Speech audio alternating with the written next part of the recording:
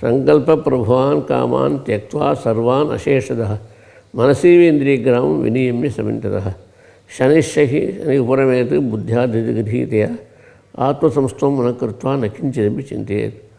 அப்படி உட்கார்ந்தே இருக்கும்போது சில சமயம் கூட உடம்பு பிரகிருதினால் வந்ததுனால அவிதினால் வந்ததுனால கொஞ்சம் கொஞ்சம் உடம்பு நிலையில் கொஞ்சம் கொஞ்சம் மனசு புத்தி அப்படி இப்படி கொஞ்சம் ஆடு ஆசைங்க வந்தாலும் கூட ஆத்மசம்ஸ்தம் மனக்கருத்வா ஆத்ம விஷயத்திலேயே மனசை திருடமாக நிறுத்தியாச்சுன்னா நக்கிஞ்சிதம்பி சிந்தையே. அப்படி வரும்போது சிந்தனையே ஒன்றும் இல்லாத நிலையை நம்ம அடைஞ்சிருவோம். அப்படி ஒரு நிலையில் நம்ம அடையிறதுக்கு தான் இந்த பிறவி.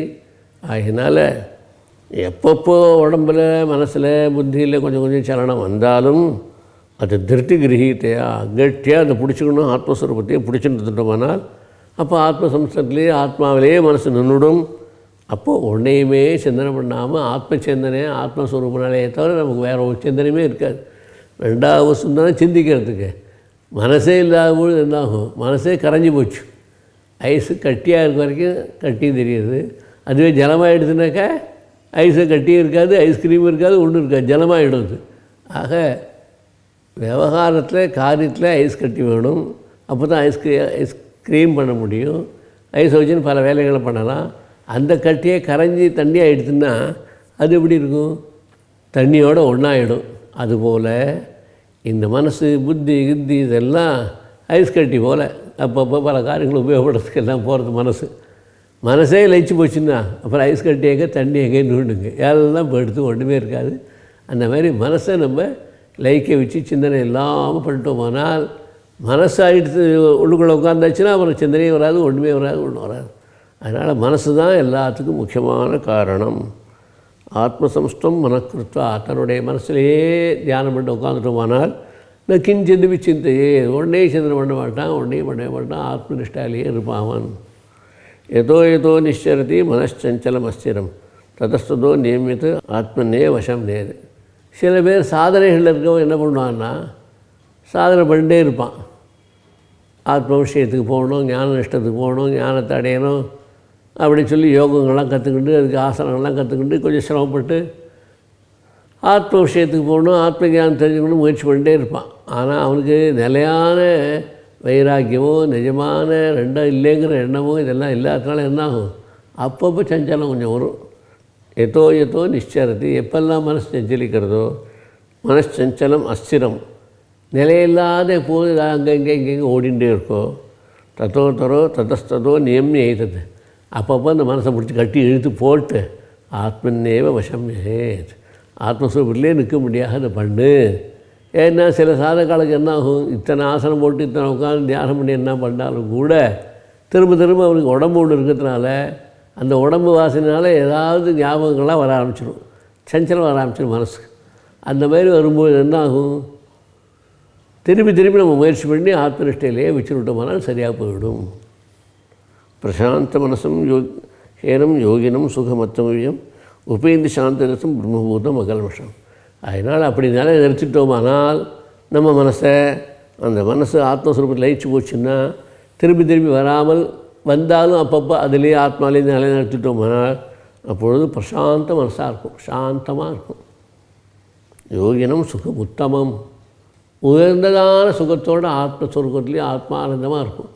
பரமானந்தம்மா நம்மக்கிட்ட இருக்க ஆனந்தங்கள்லாம் சின்ன ஆனந்தம், ஆத்மாவில் இருக்க ஆனந்தம் பரமானந்தம்.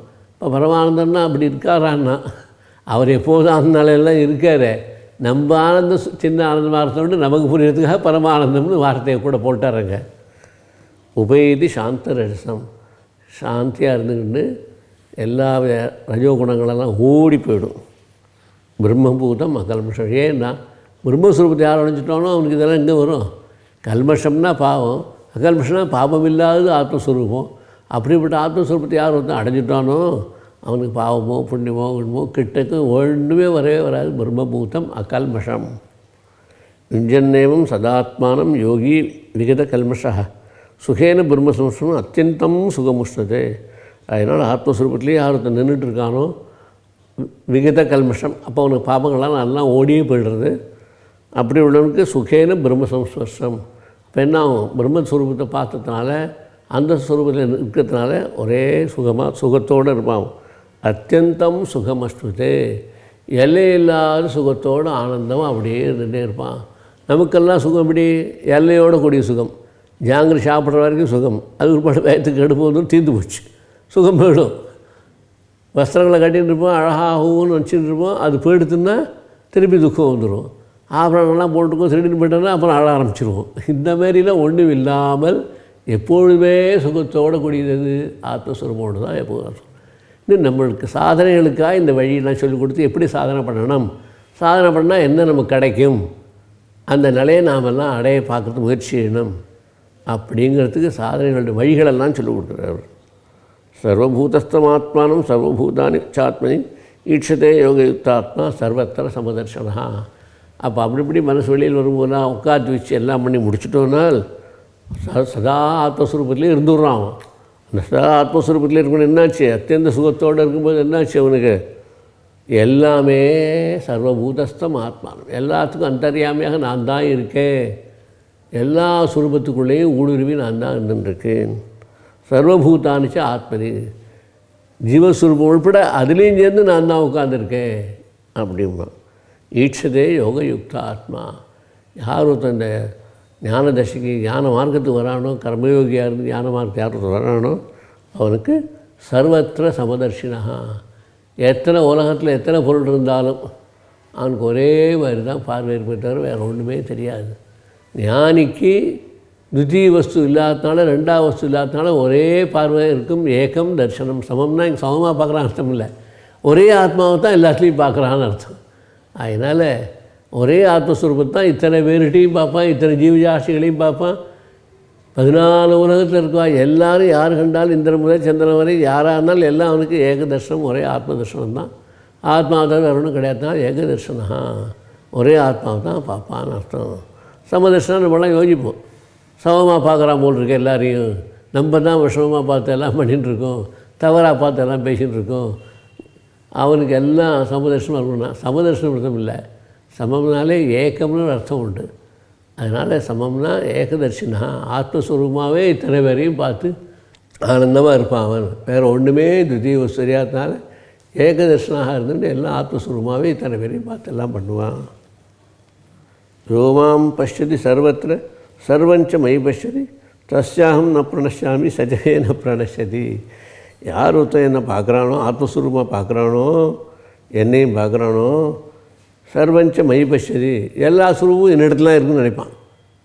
எல்லாத்தையும் சமமாக மேலே பார்த்துன்னு ஏகஸ்வரூபமாக ஆத்மஸ்வரூபமாக பார்ப்பான். அந்த சுரூபம் எங்கே இருக்குது, மை பிரம்மஸ்வரூபத்தில் இருக்குது. மைன்னா கிருஷ்ணஸ்வரூபம் என்னிடத்தில் இருக்குன்னு அர்த்தம் இல்லை, இது எல்லாம் கிருஷ்ணரே ஆத்மஸ்வரூபமாக தான் தானே சொல்லிட்டு இருக்காரு தவிர கிருஷ்ணங்கிற மாதிரி ஒன்றும் கிடையாது. இருந்தால் என்ன சொல்லணும், இவர் கிருஷ்ண வாச்சே பதில் சொல்லணும். ஒரு இடத்தோட கிருஷ்ண வாச்சை கிடையாது, பகவான் வாச்சே பகவான் வாச்சே. பகவத் ஸ்வரூபமாக தானே கிருஷ்ணர் வந்திருக்காருங்க. அதனால் கிருஷ்ணர் சொல்லி ஏமாற்ற வேண்டாம் ஜனங்களுக்கு, பகவானாகவே நடிச்சு நம்மளை நினச்சிக்கிட்டோங்கிறதுக்காக பண்ணியிருக்கா அவர். அதனால் யோமாம் பஷ்யதி சர்வத்திர, எல்லா இடத்துலையும் ஒரே ஆத்மஸ்வரூபத்தை பார்த்துட்டோம். சர்வஞ்ச மயி பஷ்யதி, எல்லா வஸ்துவும் என்னிடத்துல ஆத்மவசம் தான் இருக்குதுன்னு தெரிஞ்சுக்கிட்டோம். தஸ்யாகம் ந பிரணஷ்யாமி சஜமே ந பிரணஷ்யதி. அவனு எனக்கு நமஸ்காரம் பண்ண மாட்டான், நானும் அவனுக்கு நமஸ்காரம் பண்ண மாட்டேன். யாரும் நமஸ்காரம் பண்ண வேண்டிய அவசியமே இல்லை. இருந்தால் என்னாச்சு, இன்னொரு வஸ்து இருந்தால் தானே பண்ணணும். அப்படி இல்லாமல் இதுக்கு யாருக்கு எப்படி நமஸ்காரம் பண்ணுவா. ஓயார் ஒரு சமயம் ஒரு க்ஷேத்திரத்தில் போனாலாம். அப்போ யாரோத்தும் நமஸ்காரம் பண்ணானா, கால் நீட்டி பண்ணிவிட்டானா தெரியாதனமா. அப்போ இங்கே பகவான் இருக்குது, கால் நீட்டில் பண்ணலாமான்னு யாரோத்தம் வந்து கேட்டானா. ஓயார் சொன்னானா, பகவான் இல்லாத இடம் எங்கே, அவர் தான் நிறைஞ்சி எல்லா இடத்துலையும் இருக்காரே, எங்கே கால் நீட்டினாலும் அங்கேயும் அவர் தான் இருக்கார், தலையாக தான் அதுவும் ஆகும். அதனால் அவர் இல்லாத இடமே கிடையாதுன்னு அவருடைய அனுபவத்தை சொன்னாலாம். அந்தமாரி இங்கே கூட தஸ்யாகம் ந பிரணஷ்யாமி, அவனை நானும் வணங்க வேண்டிய அவசியம் இல்லை, அவனு என்ன வணங்க வேண்டிய அவசியம் இல்லை. ரெண்டு பேரும் ஒரே சுரூபமாயிட்டோம், ஆத்மஸ்வரூபமாயிட்டோம். அதனால் பகவான் ஆத்மஸ்வரூபம் கிருஷ்ணன் நினைக்கிற விஷயமே கிடையாது. கிருஷ்ணா இருந்தார்னா என்ன பண்ணார், நல்ல பிராமணனை கூப்பிட்டு, ஒரு ஏழை பிராமணன் வந்தான், குச்சேலன்னு அவன் பேர், அவனுக்கு கைகாலெலாம் அலம்பி விட்டு நமஸ்காரம் பண்ணி உட்காந்து வச்சு எல்லாம் பண்ணார். கிருஷ்ண அவதாரமாக வந்ததுனால, மனுஷ அவதாரம் வந்ததுனால அதெல்லாம் பண்ணணும். ஆனால் பகவத் சுரூபமாக வந்துட்டு அவர் என்ன பண்ண போகிறாரு, ஒன்றும் பண்ணவே மாட்டார். அதனால் உனக்கு நான் பண்ண வேண்டாம், எனக்கு நீ பண்ண வேண்டாம், ரெண்டு பேரும் ஒரே ஆத்மாவாக தான் இருக்கும் போ அப்படின்னு விட்டார் அவர். யோமாம் பஷ்யது சர்வத்திர எல்லா இடத்துலையும் என் சொரூபத்தை பார்த்துட்டான்னா சர்வஞ்சமய பஷ்யது எல்லாமே எங்கிட்ட தான் அடையும் கிடக்கு என்ன தவிர திவ்ய வசூலே நினச்சிட்டான்னா தஸ்ய அகம் ந பிரணஷ்யாமி அவனுக்கு நான் பண்ண வேண்டிய அவசியம் இல்லை சச்சமே ந பிரணஷதி அவனும் எனக்கு ஒன்று பண்ண வேண்டிய அவசியமே இல்லை எல்லாம் ஆத்மாவும் ஒன்றாவே இருக்கும் சர்வபூதஸ்திதம் யோமாம் பஜத் ஏகத்துவமாஸ்தா சர்வதா வர்த்தமானோபி சயோகி மயி வர்த்ததே அதனால் எல்லா வஸ்துவும் ஒன்றா பார்க்குறோம் யாராக இருந்தாலும் ஒரே ஒன்றைத்தான் ஆத்மஸ்வரூபத்தையே தியானம் பண்ணிட்டே உட்கார்ந்ததுலேயே இருக்காமல் அதனால் சர்வதா வர்த்தமானோப்பி அவன் எப்படி இருந்தாலும் என்ன நிலையில் இருந்தாலும் என்ன ஸ்வரூபத்தில் இருந்தாலும் ஆத்மஸ்வரூபத்திலே நிஷ்டையாக இருந்து வந்துட்டுருக்கிறதுனால சயோகி மயி வர்த்ததே அந்த ஸ்வரூபமானவன் அந்த யோகியானவன் அந்த கர்மயோகியானவன் அந்த ஞான யோகியானவன் என்னிடத்துலையே இருக்கான்னு என்ன அர்த்தம் கிருஷ்ணன் இடத்துல இருக்கான்னு அர்த்தம் இல்லை மைங்கிறதுக்கு ஆத்மவஸ்துவிலேயே நிலைச்சு நிற்கிறான் பரமாத்மா வஸ்துவிலே நிலைச்சு நிற்கிறான் பகவான் இடத்துலையே நிலைச்சு போயிட்டு தான் அவனுடைய மனசுக்கு செல்லாம் அதனால் எப்போ எல்லாத்தையும் ஒன்றுன்னு பார்க்குறோமோ அப்போது அவருடைய மனசு என்ன ஆகும் ஆத்மஸ்வரூபத்திலே லயிச்சு போய் அதிலேயே தியானம் பண்ணு அங்கேயே பரமானந்தமாக இருந்துட்டு இருப்பான் அப்படிங்கிற ஆத்ம உபமே சர்வத்திர சர்வம் சமம் பஷ்யதி யோர்ஜுன சுகம் வா இதுவா துக்கம் சயோகி பரமோபதா எப்போ தான் ஆத்மஸ்வரூபமாக எல்லாத்தையும் பார்க்குறானோ அவனுக்கு சுகமாக இருக்கட்டும் துக்கமாக இருக்கட்டும் ஒன்றுமே கிடையாது எல்லாமே உத்தமமாக தான் பார்ப்பேன் தவிர ஒன்றுங்க என்கிட்ட சந்தோஷம் வந்து எடுத்துன்னு சொல்லி கொஞ்சம் சந்தோஷமாக பேசுகிறதோ இல்லை துக்கம் வந்து எடுத்துன்னு சொல்லி அழகிறதோ இல்லை மற்றவரோட விரோதம் பண்ணிக்கிறதோ எந்த சமாதானமும் இருக்காது அவனுக்கு அவன் ஒரே ஆத்ம உபமின்னு சர்வத்தில் ஒரே இடத்துல இருக்கிறதுனால அவனுடைய மனசு சமம் பஷ்யதி யோர்ஜுன எல்லாத்தையும் ஏகஸ்வரூபமாக ஆத்மஸ்வரூபமாக தான் பார்க்குறதுனால அவன் சுகமாக இருக்கட்டும் துக்கமாக இருக்கட்டும் யோகி பரமோ மதா அவன் தான் நிஜமான யோகி அவன் தான் உத்கிருஷ்டமான நிலையில் இருக்க யோகி அவன் மாதிரி யாரும் உலகத்தில் பார்க்க முடியாது அந்த ஞான யோகத்தை அடைஞ்சவன் கர்மயோகத்தின் மூலமாக ஞான யோகத்தை அடைஞ்சவன் யாரோ அவனுக்கு அப்படியே மனசு சாந்தமாகி சமாதானமாகி ஒரே பரபிரம்ம நிஷ்டையிலே இருப்பான் அவன் இப்படிலாம் ஈஸ்வர ஸ்வரூபத்தை அடையிறது சாதனைகளை நமக்கு நிறைய சொல்லி இந்த சாதனைகள் மூலமாகத்தான் மனுஷ வாழ்வில் ஞான யோகத்தை அடையணும் கர்மயோகத்தின் மூலமாகவும் அடையிறது நல்லது சன்னியாசியாக இருந்து அடையிறது நல்லது சன்னியாசியாக இருந்து அடையிறதை காட்டிலும் கர்மயோகியாக இருந்து உட்கார்ந்துட்டு இந்த காரியங்கள்லாம் பண்ணிட்டு சாதனைகளை பண்ணினோமானால் இதே சன்னியாசியாக இருந்துட்டான்னா இந்த தர்பாசனம் போட்டு யோகங்கள்லாம் தியானம் பண்ண வேண்டிய அவசியம் இல்லை ஏன்னா கர்மாக்களே தியாகம் பண்ணிட்டான் அப்படியே ஒரே எதிரியாக ஓம்கார சொல்லும் சொல்லிட்டு தியானம் பண்ணிட்டு உட்காந்துட்டே இருப்பான் பாட்டுக்க இந்த கர்மயோகியாக இருக்கிறவனுக்கு தான் ஏகப்பட்ட வேலை பண்ணுறான் அதில் நல்ல வழியை பண்ணேன்னு இந்த வழியை காமிச்சு விட்டு இதில் உட்காந்து தியானம் பண்ணி எல்லாம் உட்காந்தான்னா அவனுக்கு பலத்தியாகத்தினால் எந்த சுகதுக்கம் வராமல் இருந்ததோ அது ஆத்மனிஷ்டையில் உட்கார்ந்திருப்பாடும் அதே நிலையை அடைஞ்சிடுவான் நல்ல விசேஷம் இது அங்கே சன்னியாசி என்ன பண்ணுறான் கர்மாவை தியாகம் பண்ணான் ஆனால் மற்ற வேலையெல்லாம் பண்ணிட்டே இருப்பான் கடைசியில் அவனுக்கு ஞான நிஷ்டை வரத்துக்கு வாய்ப்பு இருக்குது வேதாந்த விசாரம் பண்ணி பிரணவ ஜபம் பண்ணி அதெல்லாம் பண்ணி எல்லாம் பண்ணான்னா அவனுக்கு வரதுக்கு வாய்ப்பு இருக்குது ஆனால் அதை காட்டிலும் சுலபமான வழி கர்மயோகத்திலே இருந்துட்டு ஏன்னா நம்ம போகிற வழியிலே வந்து போகிறது நமக்கு என்ன ஒரு பழக்க வழக்கங்கள் இருக்கோ வேலை செஞ்சுட்டு பழக்கம் அந்த வழக்கங்களை செஞ்சுட்டே இருந்து பலத்தை மாத்திரம் பகவான்கிட்ட கொடுத்துட்றோம் எனக்கு வேணும் பலன் வச்சா பந்தம் எனக்கு பலம் ஒன்றும் வேண்டாம் எல்லாம் பகவத் அர்ப்பணம் பண்ணிட்டான்னா பந்தமே வராது அவனுக்கு அப்படி ஒரு நிலையை சொல்லி அதிலேருந்து தியான நிஷ்டையெல்லாம் அழகாக சொல்லி இந்த தியான நிஷ்டை வந்தவனுக்கு எல்லாமே ஏகரூபமாக ஆத்மதர்ஷனமாக ஆகுமானத்தினால அப்படிப்பட்ட ஆத்மதர்ஷன நிலை அடைகிறது தான் வாழ்க்கையுடைய முக்கியமான லட்சியம் ஆகினால எல்லாரும் சாதனைகளை கர்மயோகியாக இருந்துக்கிட்டு பலத்தியாகத்தை பண்ணிட்டு தியானங்களை பண்ணி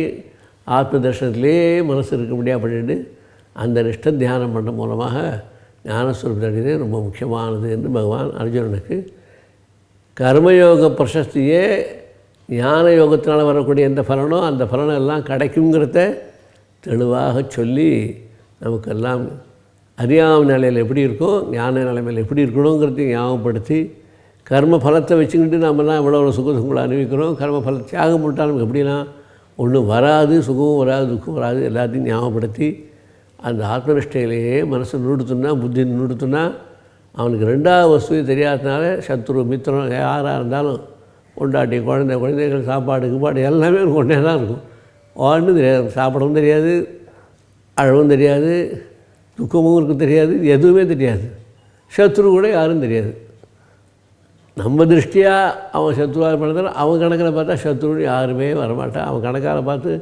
ஞானிஷ்டையிலேருந்து பார்த்தான்னா அவன் கர்மயோகி. நமக்கு அவன் சத்ருங்கிற எண்ணம் கூட கொஞ்சம் கூட வராது. நேற்று வரைக்கும் அவன் சத்ருவாக இருந்துருக்கலாம். இன்றைக்கி அவன் பார்வை எப்படி இருக்குது? அந்த ஞானிஷ்டையில் வந்து அவனுக்கு பார்வை சத்ருன்னு தெரியவே தெரியாது. அப்படிப்பட்ட நிலையெல்லாம் கூட உண்டு என்பதை நமக்கு பகவான் அர்ஜுனன் மூலமாக நமக்கெல்லாம் தெரிவிக்கிறார். இப்படிப்பட்ட சாதனைகள்லாம் நாம் பண்ணுறதுக்கு நாம் என்னென்ன வேலை பண்ணுறோமோ அந்த வேலையை விடுறது காட்டிலும் அந்த வேலையை செஞ்சுன்னு வா. ஆனால் பலத்தை எல்லாத்தையும் பகவான்கிட்ட கொடுத்துரு. அது மூலமாக என்னாகும்? சுகதுக்கங்கள் நமக்கு வராது பலத்தியாகம் பண்ணதுனால. சுகதுக்கம் வரலைன்னா உடனே தியானம் பண்ணி ஆத்மநிஷ்டை அடையணும். ஆத்மநிஷ்டை அடைஞ்சாச்சுன்னா ரெண்டாவது வஸ்து இல்லைங்கிற அனுபவம் வந்துடும்.